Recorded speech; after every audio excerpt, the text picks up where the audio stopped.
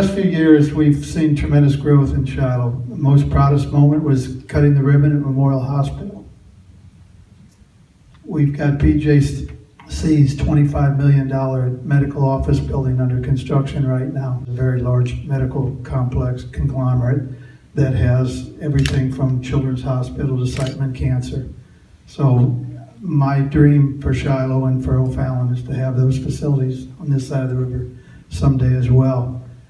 Back when I was in Joliet before the medical board pleading for the hospital's permit to build in Shiloh at Memorial, I expressed to them the hundreds of millions of dollars that leave St. Clair County every year and go to Missouri because we do not have the adequate services on this side of the river.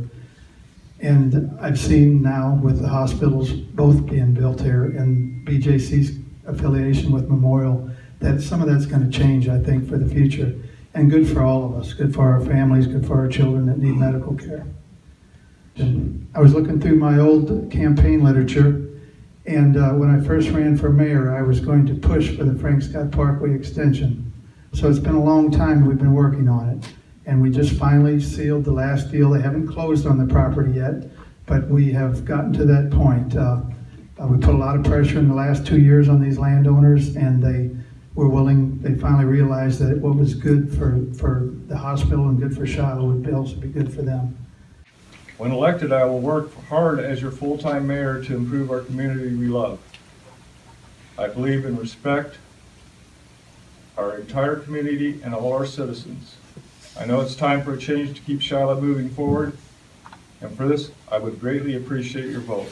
The village is very limited on our debt. We have two bond issues. We have one that we bonded the Three Springs Park, $3.5 million, and it's guaranteed with TIF dollars, which TIF dollars can only be used in TIF zones, and the Three Springs area that we borrowed the money for is in a TIF zone. The reason we did it was to improve the assessed value of Shiloh School District 85, which has basically zero commercial property in its district except for Wilkie Window and Door. The other debt that we have is a $1.5 million bond issue to expand our sewer system up to the Metrolink station. It was a 2% loan from IEPA. It provided sewer service for the Army National Guard down there. It'll provide sewer service for the Miter Corporation, and it'll eventually provide service for the whole eastern half of Shiloh. And so we do have a large capacity of debt that we can borrow. I think we're about $10 million we can borrow right now. And of course, that funding is going to go towards the new police station and Village Hall when we do finally get everything arranged and to the liking that we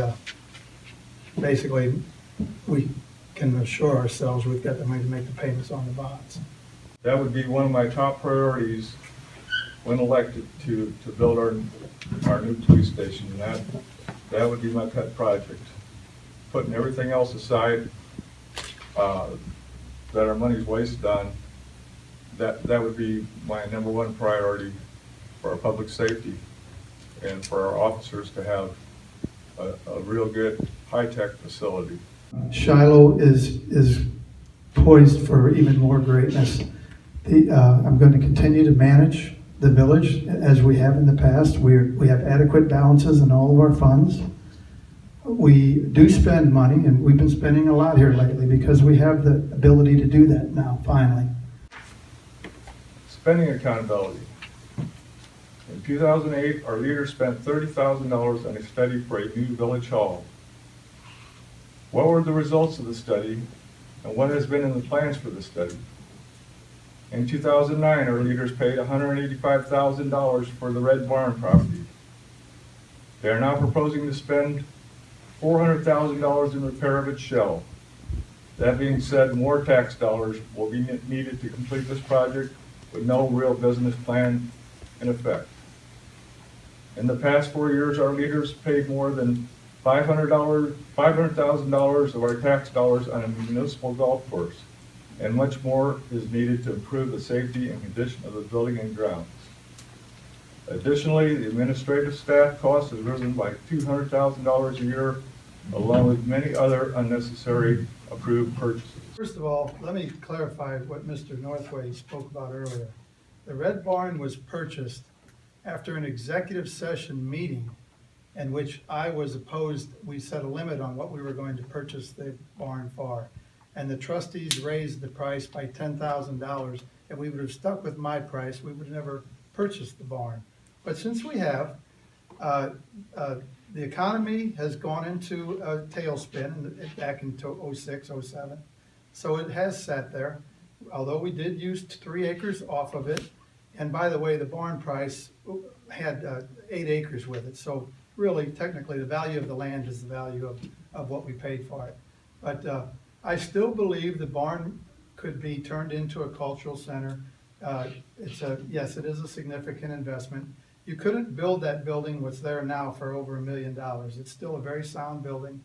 But it's going to be up to the board to decide if we're going to go forward. And who knows, maybe we take a poll of the residents as well on it.